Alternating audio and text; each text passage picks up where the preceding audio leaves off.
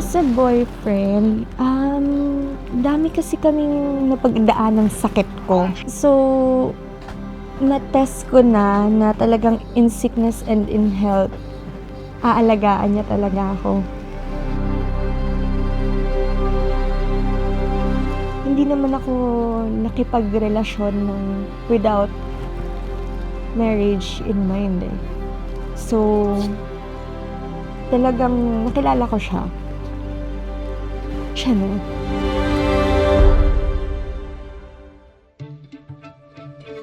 So wakas, dumating na yung araw na pinakahihintay mo.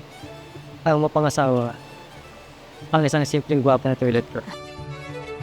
Ang ganda, 5,000. Proposal day, nag-book ako ng private na events place. So, nararamdaman ko, malapit na. Pero, iniisip ko kung paano niya i-execute.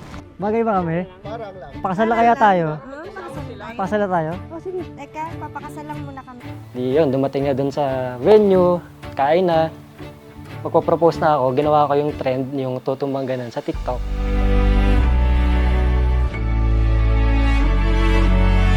So yun yung final na video namin for that trend. And after nun, nung natumba ako, nagsintas ako konti, tanggal ko yung balloon. Paglipad ng balloon, lumabas ng neon sign, Will You Marry Me?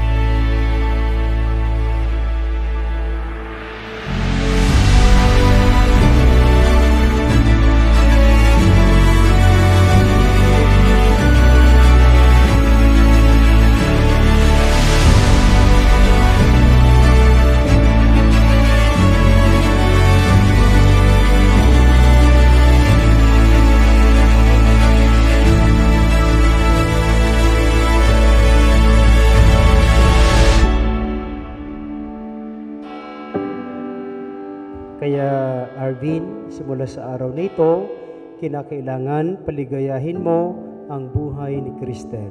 Ha? Cristel, napakaswerte mo din dahil sa dami-dami ng lalaki sa balat ng lupa, itong si Arvin ang binigyan ng Panginoon sa iyo. It's a life relief from a bad habit. Yun! It's my mother's cooking when I can't have it.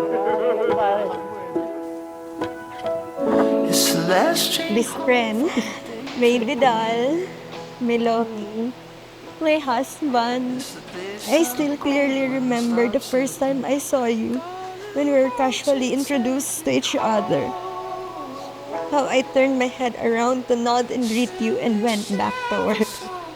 Sa moment na yun, hindi ko maipaliwanag kung ano yung nararamdaman ko pero sobrang linaw sa akin ng mga pangyayari na yun. Hindi ako nag-fast forward, pero sa tuwing present moment, nandun ka para sa akin. Won't you take me home? Send me shivers somewhere I used to go. Write my name across your mouth when I let my feelings down. Darling, won't you take me home? Yeah, won't you take me home? Sino mag-aakala na ang isang taga-Cavite at isang taga-Tondo ay magtatagpo? Kaya salamat BTI. Alam mo naman na medyo matagal tayong makapagkita dahil syempre nasa Manila ka, ito nandiyan nasa Cavite. Kaya lagi kong nasasabi sa isip ko, sa ngayon, miss kita. Pero sa susunod, miss kita.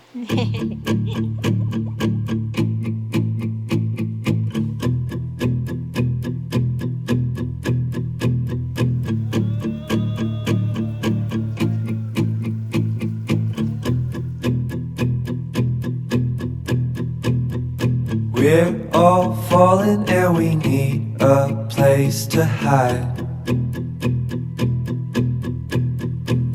A safe place somewhere in the woods we can start a fire.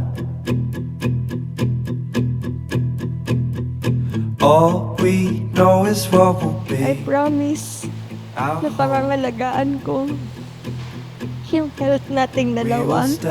Magiging malakas ako para sa ating dalawa at patuloy akong lalaban para sa ating dalawa. And we leave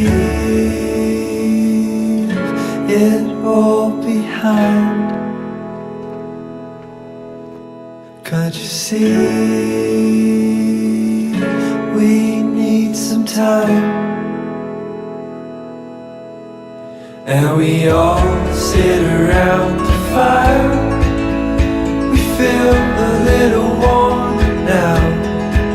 And we all sit around the fire. We feel Ladies so and much better gentlemen, and it is an honor and a privilege to introduce to you Mr. and Mrs. Chester Arvin and Christelle Joyce Bayon.